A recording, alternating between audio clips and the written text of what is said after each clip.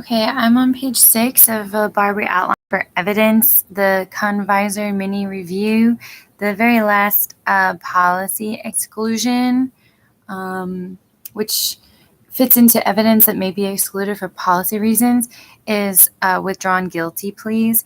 Withdrawn guilty pleas of nolo contendere, offers to plead guilty, and statements made in negotiating such pleas are generally inadmissible in any proceeding against the defendant who made the withdrawn plea or participated in the plea discussions. So generally inadmissible. In the table that follows, that's titled evidence that may be excluded for policy reasons, we see all of the 5 types that I defined in an earlier recording, and there's an admissible column and an inadmissible column. So liability insurance, just going through one by one.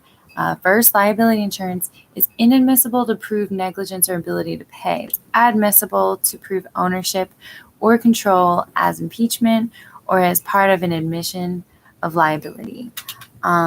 Subsequent remedial measures, number 2, is inadmissible to prove negligence, culpable conduct, a defect in a product or its design, or a need for a warning or instruction, but it's admissible to prove ownership or control, to rebut a claim that precautions were impossible, or to prove destruction of evidence.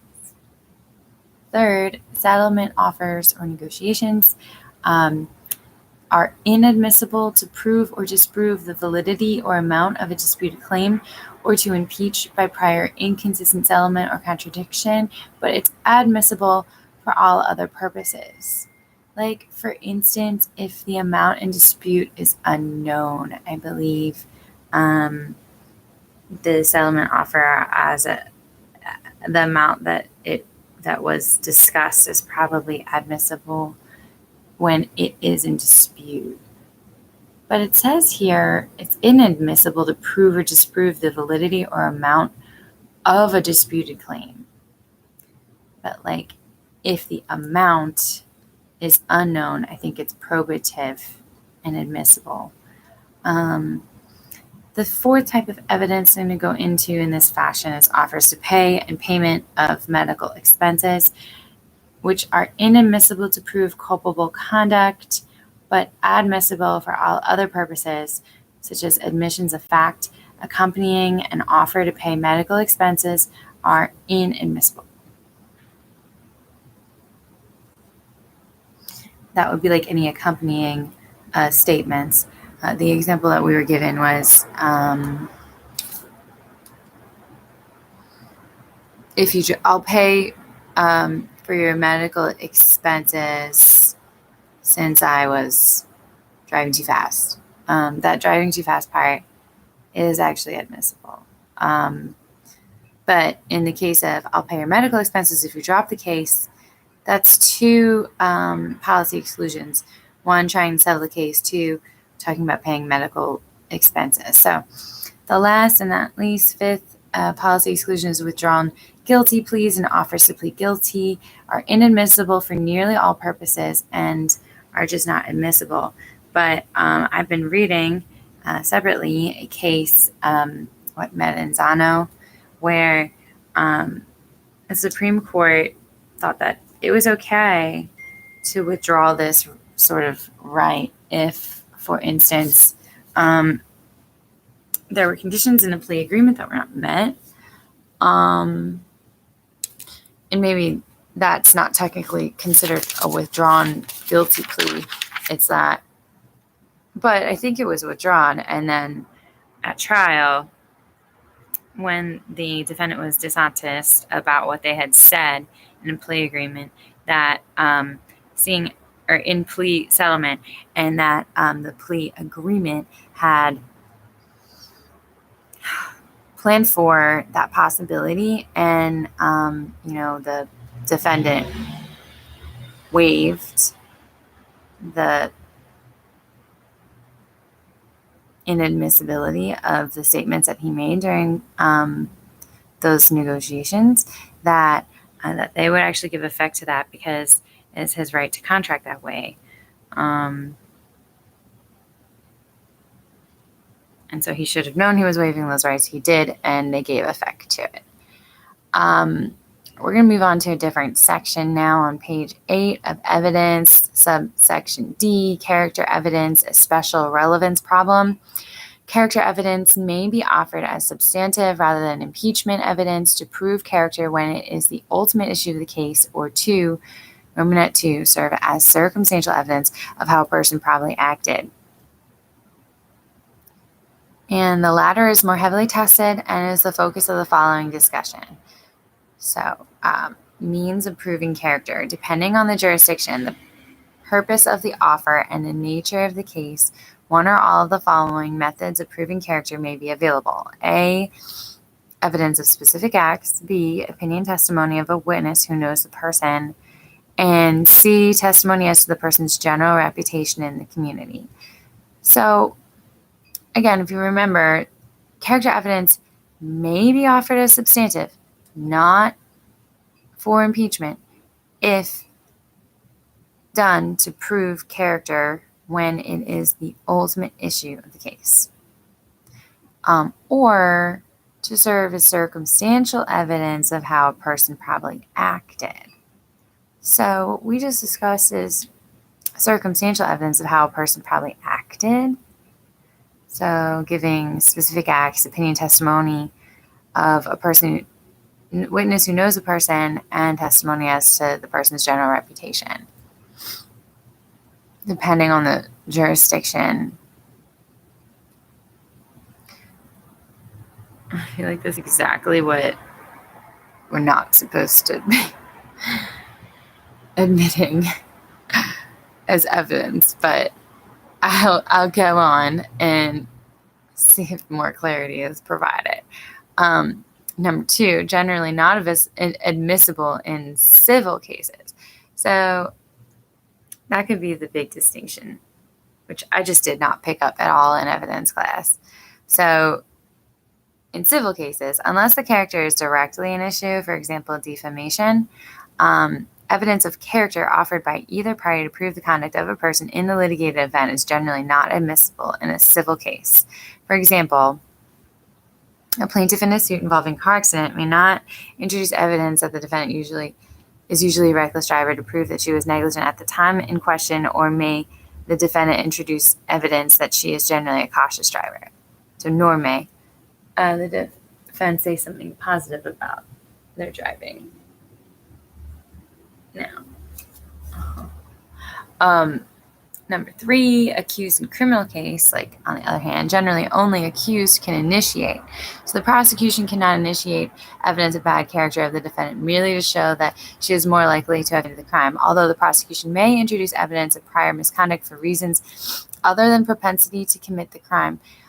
See example 5 below. The accused, however, may introduce evidence, so open the own door when they're introducing evidence of their good character to show innocence of the alleged crime. So A, how defendant proves character. Under the federal rules, the witness for the defendant may testify as to the defendant's good reputation for the trait in question and may give his personal opinion concerning the trait of the defendant. Exam tip. Remember that a defendant does not put his character in issue merely by testifying. Taking the stand places the defendant's credibility as opposed to character in issue. The prosecution is limited to impeachment evidence rather than substantive character evidence. B, how prosecution rebutes defendant's character evidence. Once the defendant opens the door by introducing character evidence, the prosecution may rebut it by cross-examining the character witness regarding the basis for his testimony, including whether he knows or has heard of specific instances of the defendant's misconduct.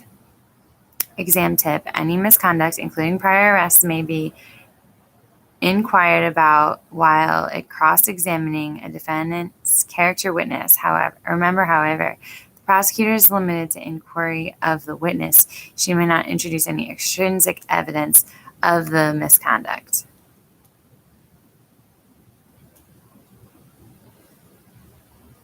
Be careful to distinguish asking a character witness whether he is aware of the defendant's prior arrest, which is proper, and impeaching a witness with the witness's arrest, which is improper.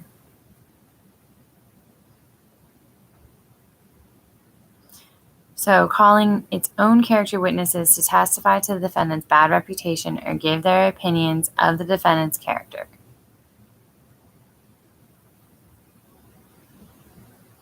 That's 2 within how prosecution rebutes defendant's character evidence, is they can call their own character witnesses to the defendant's bad reputation or character. I find it illogical that a prosecutor can not impeach the defendant's character witness with the witness's arrests. For instance, not even if that arrest is forgery or specific to a crime that it, bodes poorly on their propensity to be honest. But anyway, we're going to move on to part 4 under character evidence, which is the victim in a criminal case. Except in sexual assault cases, the defendant may introduce reputation or opinion evidence of a bad character trait of the alleged crime victim when it is relevant to show the defendant's innocence. Although a victim's character usually has no bearing on the defendant's innocence, it becomes relevant when the defendant claims self-defense and argues that the victim was the first aggressor. Once the defendant has introduced evidence of the victim's bad character for the pertinent trait, example of violence, the prosecution may counter with reputation or opinion evidence of 1, the victim's good character for the same trait, or 2, the defendant's bad character for the same trait. Rape victims' past behavior generally inadmissible in any civil or criminal proceeding involving alleged sexual misconduct. Evidence offered to prove the sexual behavior or sexual disposition of the victim is generally inadmissible. Exceptions in criminal cases. In a criminal case, specific instances of a victim's sexual behavior are inadmissible to prove that someone other than the defendant is the source of semen injury or other physical evidence. So this is when they are admissible. Also, specific instances of sexual behavior between the victim and the accuser are admissible by the prosecution for any reason and by the defense to prove consent. Exceptions in civil cases. In a civil case, evidence of the alleged victim's sexual behavior is admissible if it is not excluded by any other rule and its probative value substantially outweighs the danger of harm to the victim and the unfair prejudice to any party. Evidence of an alleged victim's reputation is admissible only if it has been placed in controversy by the victim.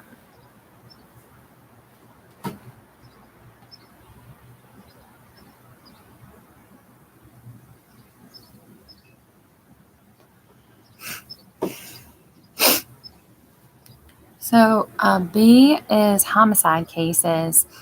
This is B within the victim in criminal case. In a homicide case, so victim's character for peacefulness to rebut self-defense claim. In a homicide case in which the defendant pleads self-defense, evidence of any kind that the victim was the first aggressor, example, eyewitness testimony that the victim struck first, opens the door to evidence that the victim had good character for peacefulness. This evidence can be introduced regardless of whether the defendant has introduced character evidence of the victim's generally violent propensity. And it's because they can't be there to represent their side of the story. So now we're going to 5 within character evidence, specific acts of misconduct. Evidence of a person's other crimes or misconduct is inadmissible if offered solely to establish a criminal disposition or bad character. And admissible if independently relevant. Evidence of other crimes or misconduct is admissible if these acts are relevant to some issue other than the defendant's character or disposition to commit the crime or act charged.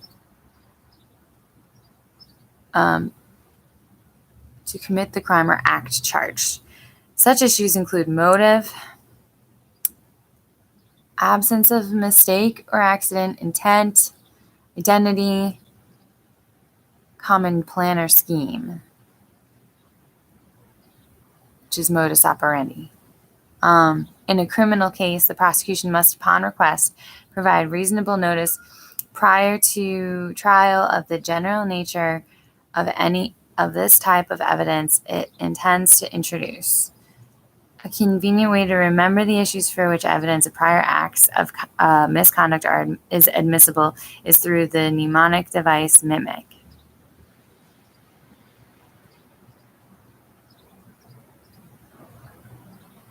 So what they just said is that prosecution must give advance notice, provide reasonable prior notice to the trial of the general nature of any of these types of evidence, which again were specific acts of misconduct. And reading the mnemonic mimic, where motive is, for example, burn building to hide embezzlement, intent is guilty knowledge, lack of good faith, absence of mistake or accident, and identity, stolen gun used, or signature crimes, or common plan or scheme, which is the modus operandi, which kind of both of those are a little bit the same. In the one example I was going to give where people are robbing 5 banks all in the same costume, that helps you with their modus operandi and also kind of their identity. Maybe not identity since they're not in court wearing a clown mask, but they didn't give an example. Well, they gave an example for identity by stolen gun used or signature crimes. There'll be more examples of that. Requirements for admissibility. To be admissible, Romanet 1, there must be sufficient evidence to support a jury finding that the defendant committed the prior act. In Romanet 2, its probative value must not be substantially outweighed by the danger of unfair prejudice, or the judge, in her discretion, may exclude it. Prior acts of sexual assault or child molestation. Evidence of a defendant's prior acts of sexual assault or child molestation is admissible in a criminal or civil case where the defendant is accused of committing an act of sexual assault or child molestation. The party intending to offer this evidence must disclose it to the defendant 15 days before trial or later with good cause. So that's it's here last because I think it's a development from the idea, which I seem to bear, which is that if you have the exact same crime, it's too prejudicial to enter as evidence because it is, the jury's just going to assume that the person acted in accordance with their propensity in the past and not be able to independently and objectively look at the evidence that is being presented in the trial. And so this is kind of the one time when the prejudicial effect is just sort of not left, I think, to the discretion of the court. They're just saying specifically here that that's admissible prior acts of sexual assault or child molestation. So I'm going to move on to judicial notice, not a long section.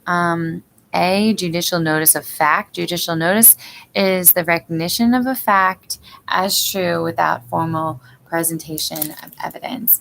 And since I don't think this was even discussed in my book,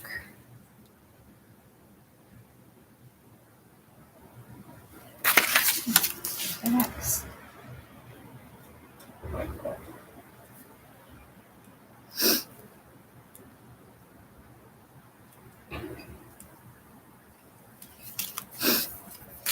I'm going to write this down.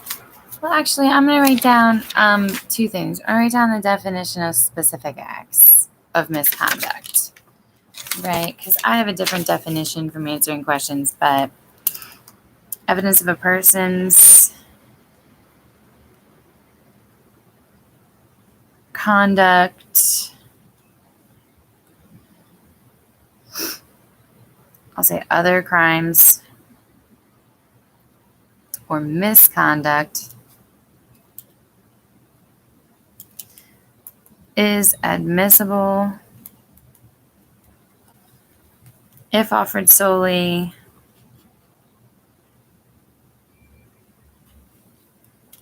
to establish, is it inadmissible? Is inadmissible if offered solely to establish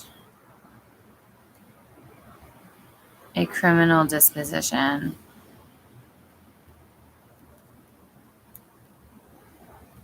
or bad character, but admissible, I'll say, admissible if independently relevant. And then we gave the mimic, mnemonic, motive, intent, mistake, identification, modus operandi, which is common plan or scheme. Now, like I said, judicial notice is a definition I really don't. I've been seeing in NBE questions, but I don't remember from class. So it is the recognition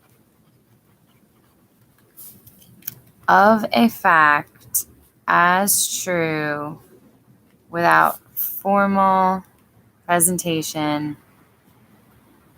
of evidence. Probably also stipulate, but this would be a judicial notice, which probably happens without a stipulation between like the defense and the moving party. So one, facts appropriate for judicial notice. Courts take judicial notice of indisputable facts that are either matters of common knowledge in the community, notorious facts, or capable of verification by resort to easily accessible sources of unquestionable accuracy, manifest facts.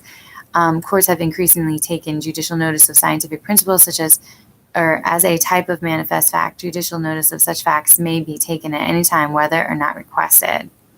So, in addition to the basic definition, these are just giving the bolded text is indisputable facts of common knowledge, to the community standard, or capable of verification to easily accessible sources of unquestionable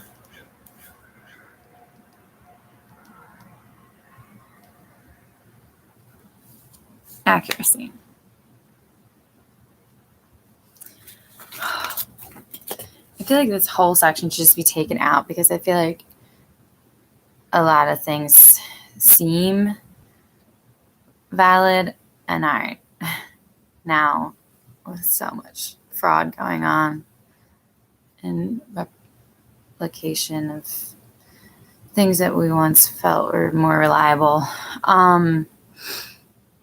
But notwithstanding, courts can, the judicial notice doesn't have to be on motion. It can be taken at any time, whether or not requested. So 2, procedural aspects of judicial notice. If a court does not take judicial notice of a fact on its own accord, a party must formally request that notice be taken of a particular fact. Judicial notice may be taken for the first time on appeal. That's a surprise. The federal rules provide that a judicially noticed fact is conclusive in a civil case, but not in a criminal case. That's important.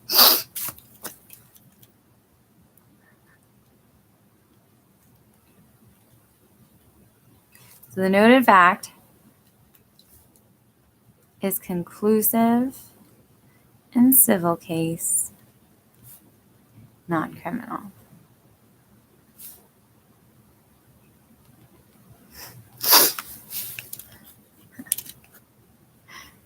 All right.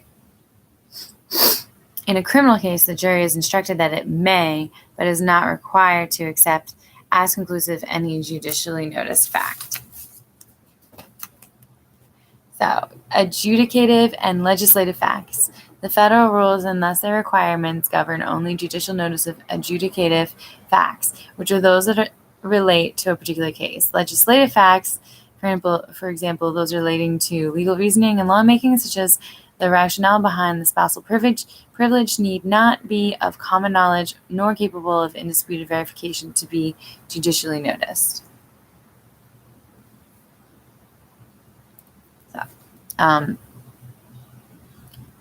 Judicial notice of law, mandatory or permissive.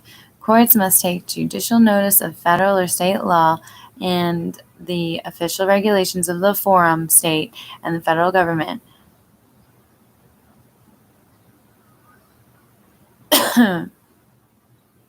That's mandatory. That they take judicial notice of federal, state law, and official regulations in the forum.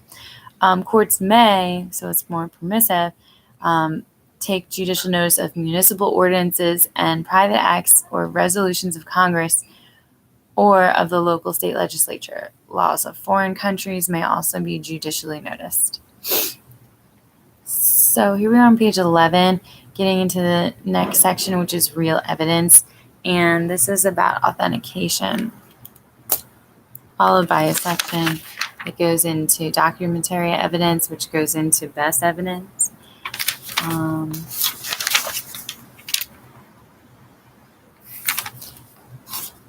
I'm at least going to go into real evidence since it's a page. In general, real or demonstrative evidence is actual physical evidence addressed directly to the trier of fact. Real evidence may be direct, circumstantial, original, or prepared, which in parentheses is demonstrative. B, general considerations of admissibility. Real evidence must be relevant and meet the following requirements. Authentication, 1. 2, condition of object, and 3, balancing test, which is legal relevance.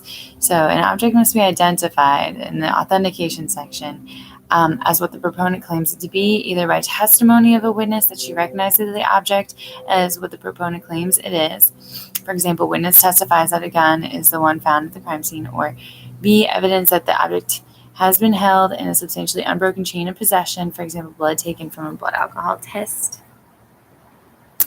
Condition of object. If the condition of the object is significant, it must be shown to be in substantially the same condition at trial. And third, balancing test, legal relevance. Some auxiliary policy or principle may outweigh the need to admit the real evidence. Such policies include physical inconvenience of bringing the object into the courtroom, indecency or impropriety, or undue prejudice.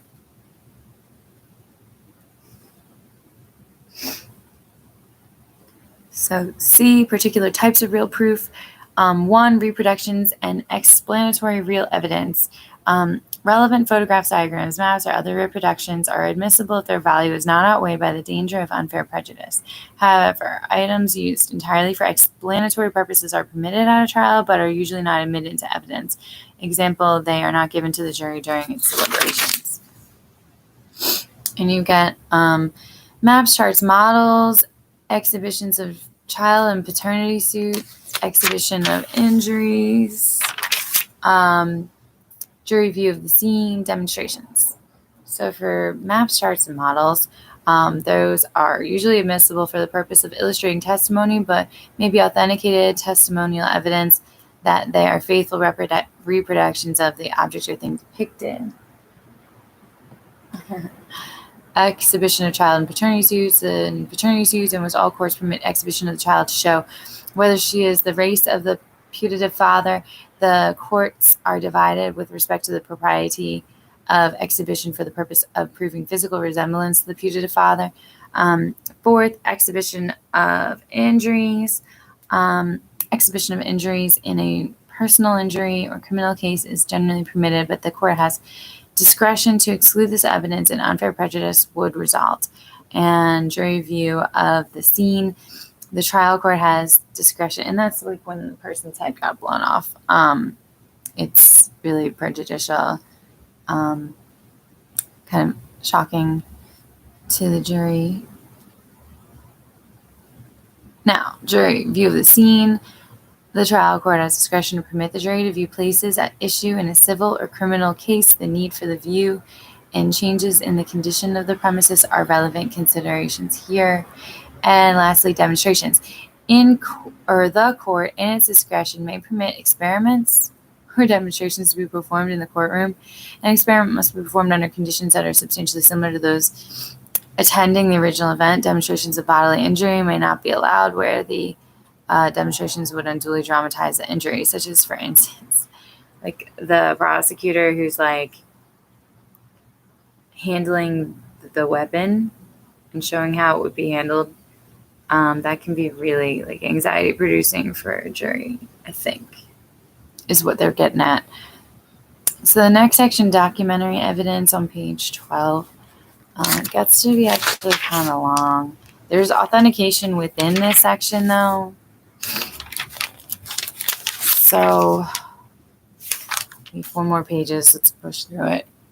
Is what the proponent claims it is. The proof must be sufficient to support a jury finding of genuineness.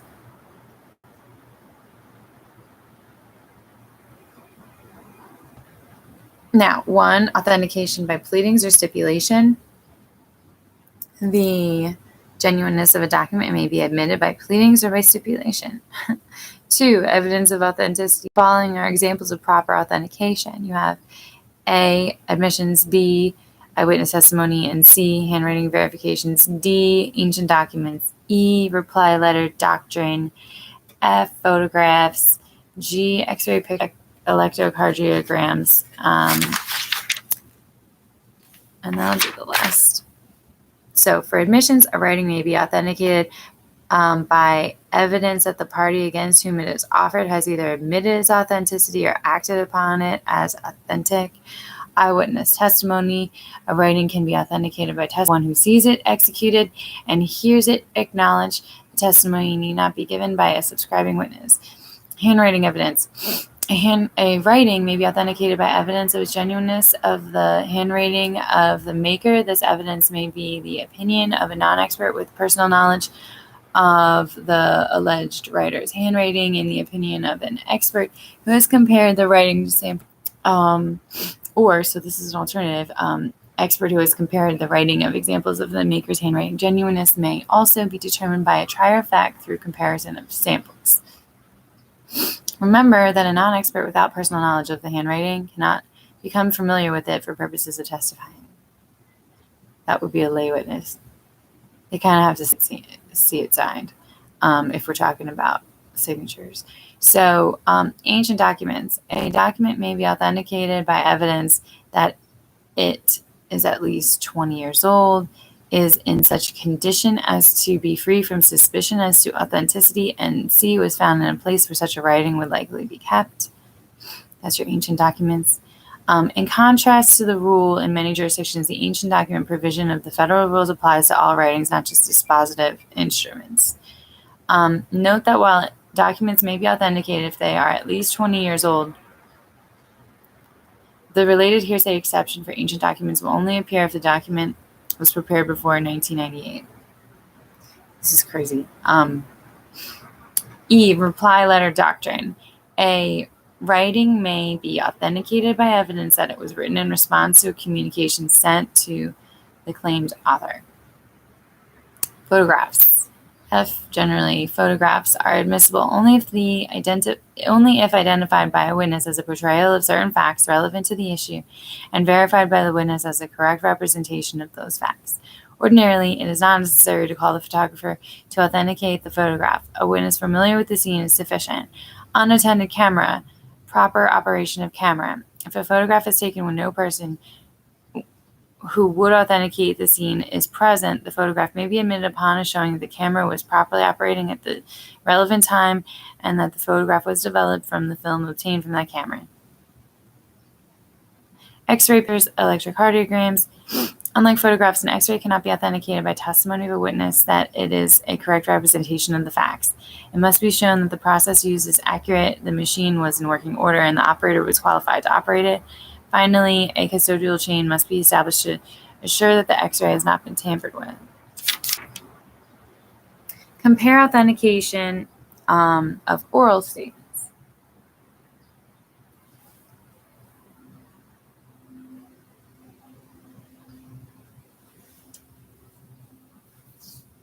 When a statement is admissible only if said by a particular person, admission by a party, authentication as to the identity of the speaker is required. Voice identification and telephone conversations. So a voice may be identified by the opinion of anyone who has heard the voice at any time, including after litigation has begun and for the sole purpose of testifying. Interesting. Telephone conversations. Statements made during a telephone conversation may be authenticated by one of the parties to the call who testifies that he recognized the other party's voice. 2, the speaker had knowledge of certain facts that only a particular person would have. 3, he called a particular person's number and the voice answered as that person or that person's residence. Or 4, he called a business and talked with the person answering the phone about matters relevant to the business. And 4, self-authenticating documents. Certain writings are said to prove themselves. Extrinsic evidence of authenticity is not required for the following. 1, domestic public documents bearing a seal. 2, similar official foreign public documents. 3, certified copies of public records. 4, official publications. 5, newspapers and periodicals. 6, trade inscriptions. 7, acknowledged documents. 8, commercial paper and related documents. And 9, business records. So I just made a note card for this. Trying to see if I can't find it. So this is from FRE 902. And the examples that I had are here, but there's more. So domestic documents bearing a seal.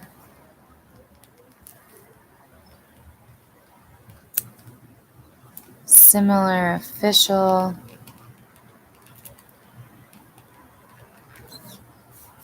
Foreign public documents.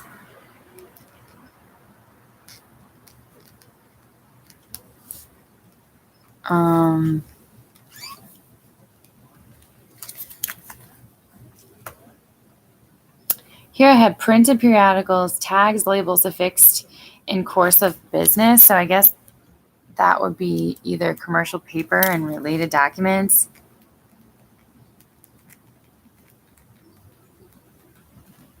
Or business documents. Or what did that say? Business records.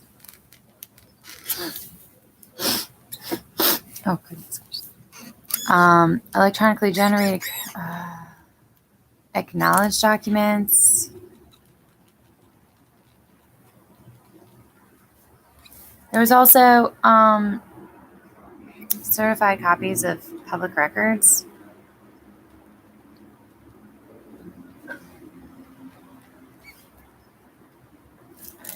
Let's move on. Best evidence rule. This rule is more accurately called the original document rule to prove the terms of a writing, including a recording, photograph, X-ray. The original writing must be produced if the terms in the writing are material. Secondary evidence of the writing, for example, oral testimony, is admissible only if the original is unavailable. Applicability of the rule. The rule applies to 2 classes of situations, namely where 1, the writing is a legally operative or dispositive instrument, or 2, the knowledge of witness concerning a fact results from having read in the document. 2, Non-applicability of the rule. The best evidence rule does not apply in the following circumstances. A, fact to be proved exists independently of writing. B, writing is collateral to litigated issue. C, summaries of voluminous records. And D, public records. The next section is definitions of writings original and duplicate. The following section is admissibility of secondary evidence of contents. Geez, I really need to read this. Okay. Fact to be proved. So this is when the rule is not applicable. Is to facts to be proved exist independently of writing. A rule does not apply. Best evidence rule, that is, where the fact to be proved has an existence independent of any writing. Many writings record details of essentially non-written transactions. Oral testimony of these facts may be given without the original writings recording the event. And this is like an example of like a videotape, say like security footage of a bank robbery. But if you were there, you can just testify to the bank robbery. You don't need to consider the video surveillance to be the best evidence. Writing is collateral to litigated issue. A rule does not apply here where the writing is of minor importance, i.e. collateral to the matter in controversy, and summaries of voluminous records. The rule does not apply to summaries of voluminous records. It would be inconvenient to examine a voluminous collection of writings in court, and so the proponent may present their contents in the form of a chart or summary. Like this has been done for taxes, for example. D, public records. The rule does not apply to copies of public records that are certified as correct or testified as to as correct. Definitions of writings original and duplicate. The federal rules govern writings, recordings, and photographs, and they are broadly defined. A original is the writing itself or a copy that is intended by the person executing it to have the same effect as the original. The duplicate is an exact copy of the original, such as a photocopy made by mechanical means. Duplicates are admissible in federal court unless the authenticity of the original is challenged or unfairness would result. So here's an exam tip. It is important to distinguish photocopies and copies made by hand. Photocopies are duplicates and thus are treated the same as originals. In contrast, handwritten copies are considered secondary evidence and are admissible only if the original or the duplicate is unavailable. Admissions of secondary evidence or contents. If the proponent cannot produce the original writing in court, he may offer secondary evidence of its contents, handwritten copies, notes, oral testimony, if the satisfactory explanation is given for the non-production of the original. A, satisfactory foundation. Valid excuses justifying the admission of the secondary evidence include loss or destruction of the original. The original is in the possession of a third party outside the jurisdiction, is unobtainable, and the original is in the possession of an adversary who, after due notice, fails to produce the original. The original is in the possession of an adversary who, after due diligence, fails to, know degrees of secondary evidence. Upon a satisfactory foundation, the federal rules permit a party to prove the contents of a writing by any kind of secondary evidence, thus abolishing degrees of secondary evidence. And testimony or written admission of a party. A proponent may prove the contents of a writing, recording, or photograph through the testimony, deposition, or writing admission of the party against whom it is offered, and need not account for the non-production of the original. 5. Functions of the court and the jury.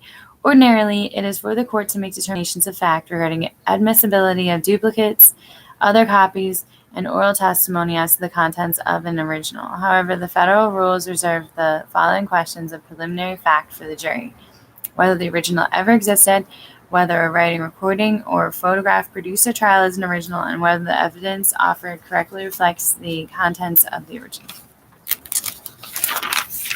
And page 16 is showing best evidence rule when it applies and when it doesn't apply.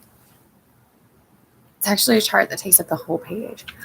So we'll go to that before reading testimonial evidence.